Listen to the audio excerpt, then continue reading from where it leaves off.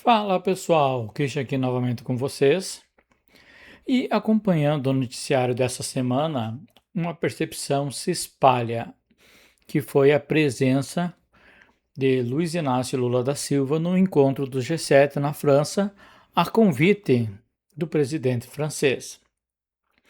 E não passou de um mero fracasso diplomático à beira da irrelevância. E não foi apenas uma sensação em pelo menos um momento marcante.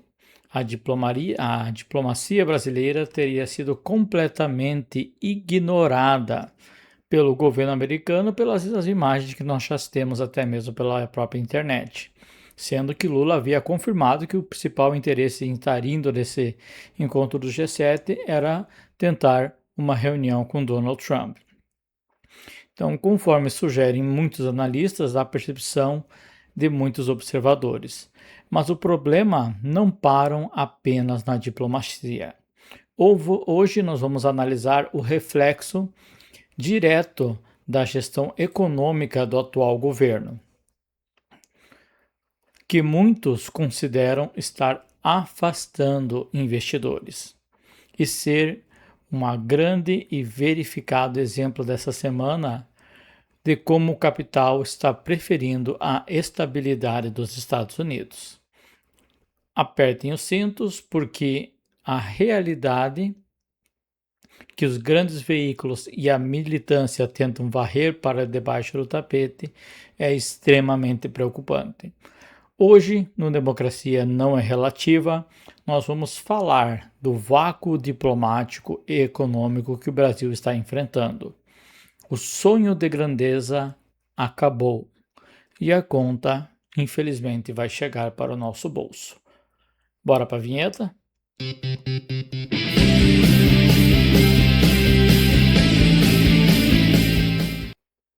Vamos agora falar do que a velha imprensa e a militância petista preferem ignorar. A participação de Lula no encontro no G7 foi, na percepção de muitos, a representação de um país que se isolou e perdeu o peso geopolítico. Pois mesmo com o convite do presidente Macron da França para participar do G7, o Vladimir Zelensky da Ucrânia, que não foi para participar do G7, mas esteve na França, conseguiu uma reunião com o presidente americano e Lula não. Apesar de ser a 10ª presença no fórum, o clima e as análises sugerem que as conversas foram, em sua maioria, de corredor.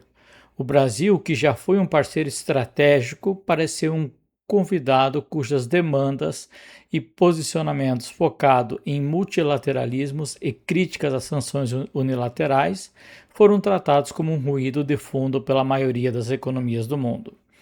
E a imagem que simboliza todo esse vácuo diplomático é o relato de como o presidente dos Estados Unidos, Donald Trump, sim, o mesmo que inovou ao intimar e ser processado em território americano, teria ignorado completamente o presidente Lula. Essa suposta atitude não é apenas um insulto pessoal, é um reflexo de como os Estados Unidos enxergam o Brasil não mais como um aliado. Um país que escolheu o lado das ditaduras e os regimes de exceção, perdendo o total respeito e o palco por países democráticos como os Estados Unidos. O Brasil voltou o que eles gritaram, que eram apenas as fotos. Mas a irrelevância diplomática é apenas um reflexo. O problema real está aqui dentro da nossa economia. Percepção de grandes investidores sobre a gestão Lula, a narrativa de que o Brasil está crescendo e atraindo capital, esbarra nos dados concretos. Muitos analistas e relatórios apontam que a política fiscal expansionista, o aumento do gasto público, com aprovação com ressalvas pelo TCU e até mesmo como nós trouxemos no vídeo passado, um dos líderes do Partido dos Trabalhadores, José Dirceu, criticando o governo que deveria gastar ainda mais, Se você acha que isso é apenas teoria ou, abre aspas, óbvio do bem, da oposição, vamos ao grande veredicto exemplo dessa semana.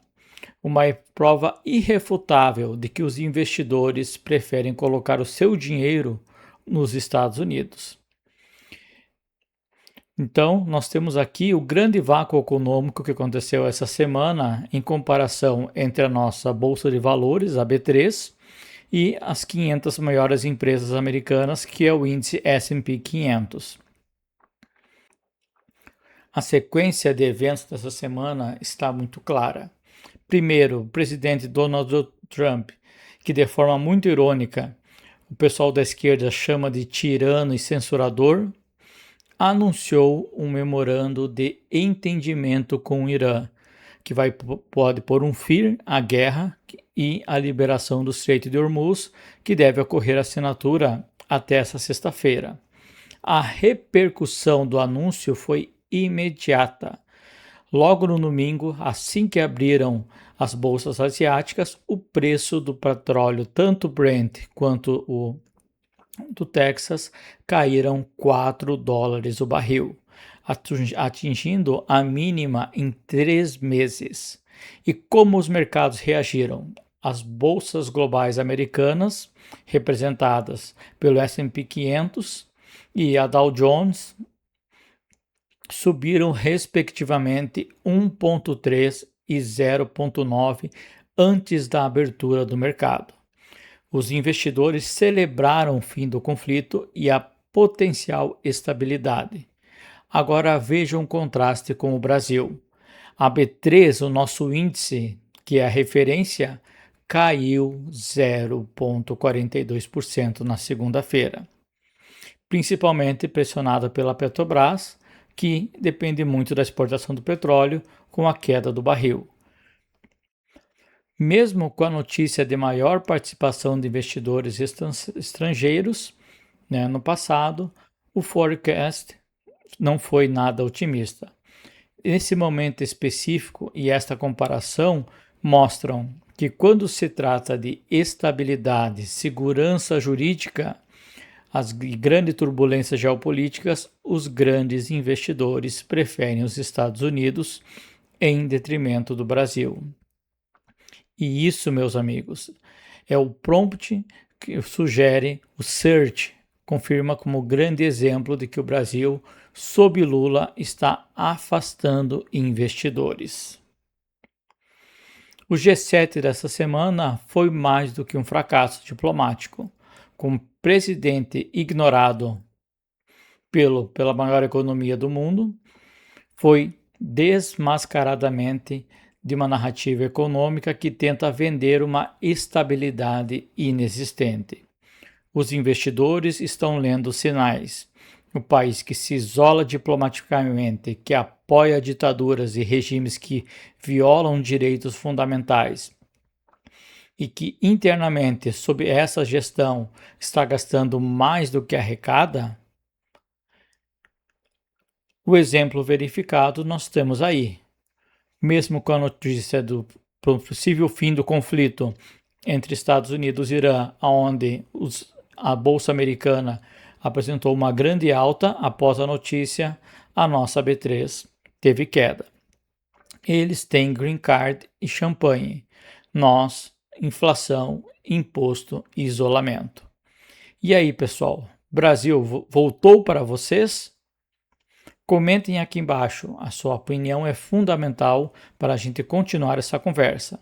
E se você acha que o Brasil merece mais e que a democracia no Brasil não é relativa, como diz o nosso presidente, deixe seu like e se inscreva no canal e compartilhe esse vídeo. A gente aqui não temos lei Rouanet e nem fundo partidário. Nós temos vergonha na cara. Muito obrigado a todos e até o nosso próximo vídeo.